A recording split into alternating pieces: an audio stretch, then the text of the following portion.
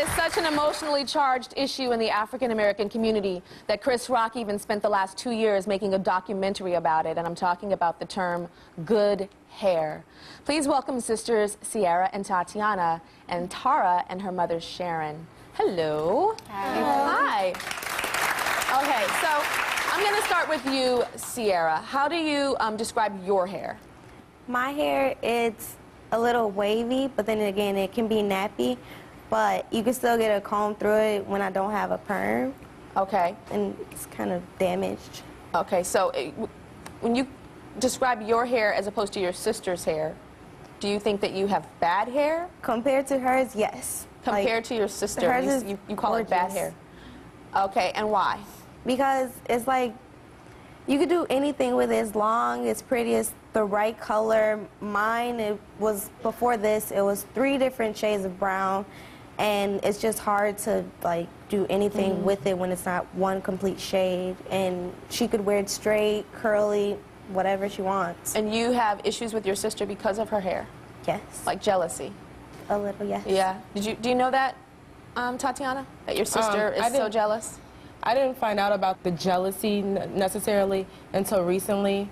I do tease her a lot about her hair because I feel like she needs weave in it for it to be long like mine. But growing up, I was always teased about being the only one with the good hair out of the family. So I guess I rebelled and do it to her. Do you think that your hair is good? I do think that my hair is good. I don't need a relaxer or chemicals or anything in it. I can straighten it. I can put some water in it and just go and it'll be curly on its own naturally without chemicals. So I do. Okay. And then we also have Sharon and Tara. Tara, why do you think your hair is good hair? Well, I don't necessarily think, oh, I have good hair. I just think all hair is good hair. And I hate that there's so much self-hate within our community that, oh, I can't, you don't have the right kind of hair to go natural, that kind of thing. I just think it's absolutely ridiculous. Okay, I know that you said that your hair has controlled your life. Yeah. What does that mean? Well, I've always had a relaxer since I was 10. My hair was always long.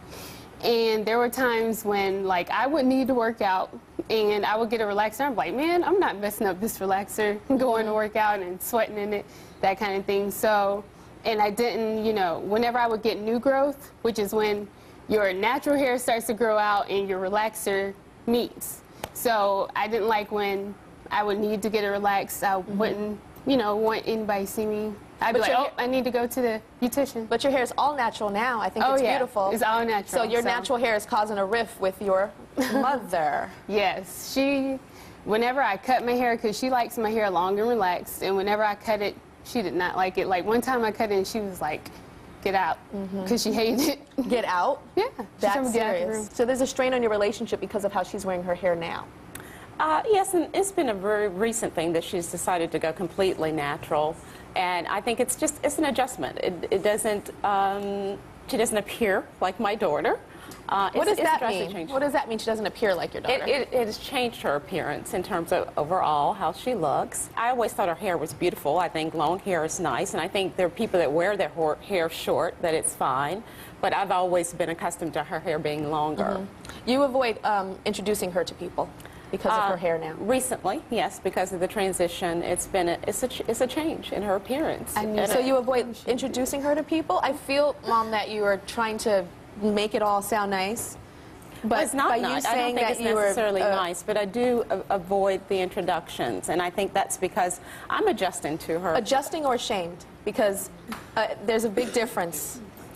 Adjusting is, woo, baby, I'm still not used to this hair on you. Let me take a look at it. I might not love it, but here's my daughter. Her name is Tara. Yeah. That's adjusting. Right. Ashamed is, I'm not going to introduce you. Can you admit that there is some shame? Well, I think that I'm not going out of my way to make an introduction. And because you feel people are going to think what when they look at her? I think people will have no problems with her. I think she's a very beautiful, it's her mother. It's an adjustment for me. So it's your problem? Correct, yes. What do you guys have to say about this? Because they're talking like this and like this and like this and like this. And it's an adjustment. And I just, I don't go out of my way to introduce people to her. And Yes, I want to hear what you guys have to say about this.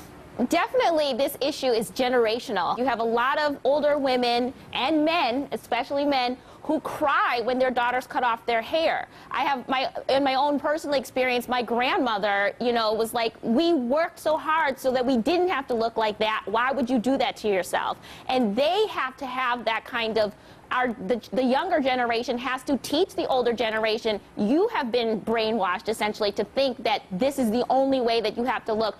Because really, for a lot of older generation, the hair thing, it wasn't just beauty, it was, you're not going to get a job, you're not going to walk in this room, you're not going to be able to find a mate if your hair isn't straight and conforming to mainstream society. So for a lot of them, it's an almost fear thing when they see their children going natural. So it's the job of the younger generation to educate. Absolutely. Yeah. Okay. About hair, race, everything. Change. We'll be right back. Recently, a campaign was launched called My Black is Beautiful. It's featured in Essence magazine, and it celebrates African-American hair and the effort to get black women to start talking about how beautiful they are. Now, there were over 1,100 women that entered the search, and there were 4 winners, and 2 of them are here. We've got Kimberly and Yolanda. So did you guys have bad hair, good hair issues growing up as kids? Well, growing up, my mother never encouraged the term good hair. So I just appreciated that because it just allowed me to just accept my own hair.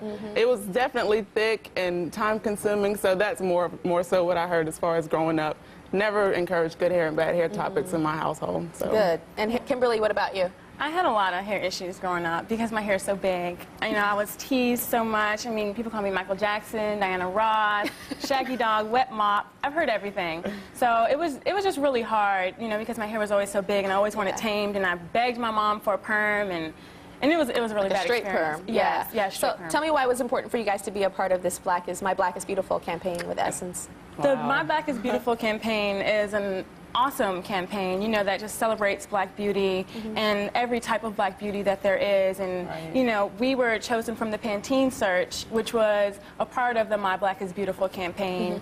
And it just, you know, kind of shouts to everybody saying, you know, my black is beautiful, your black is beautiful, her black is beautiful. There's not one separate type of hair, you know, that's supposed to represent the black community, but it's all beautiful. I agree.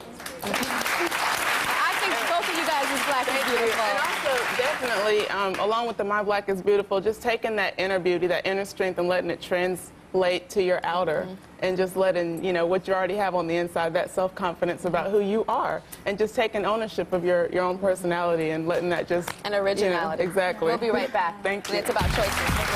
Okay, so let's remind ourselves of Tahita. Remember her? After much debate, I mean, she was at the top of the show with all the drama and the ladies debating on whether she should be natural or not. Tahita decided that she was ready to go natural. She wanted to give it a try.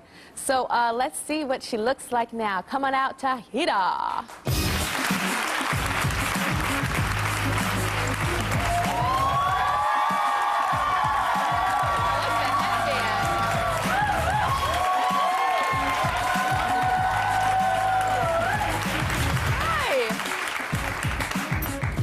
You look so pretty. I can see your bone structure. Come right here. I can see your bone structure in your face. I couldn't see that when your hair was down and long before. So this is Eric Bland. He's a celebrity hairstylist. Eric's done me a couple of times too. Tell us what you did to her hair, because I like that you also pulled it back. But the texture is different too. How did you get her texture to go more curly? Well, actually, that's her natural texture. What I did was she had a lot of split ends, a lot of dryness from the keeping the weave and putting gel. So what I did was I cut it, and then it just brought her natural texture back. She still has a few straight ends, only because she's not willing to go quite as short right now, but it'll eventually start to curl up because I got most of the dead ends off. So I that's like her seeing natural your texture. face. I like seeing your forehead and like your cheekbones. I think that's really pretty. It's gonna take getting used to. Oh yeah, but you make it work and you look good doing it. Me and you, girl, we're both working face. No, you're not hiding behind. Put your face down here. Let's get a little close up. Work. Smile with your eyes. Smile with your eyes. Smile with your eyes. I think, you know, the message here today, I think, is about choices. I think it's about, you know, having options. But I think it is really important to understand that when we make certain choices, those choices do go back into history, and there's a reason why we make those choices.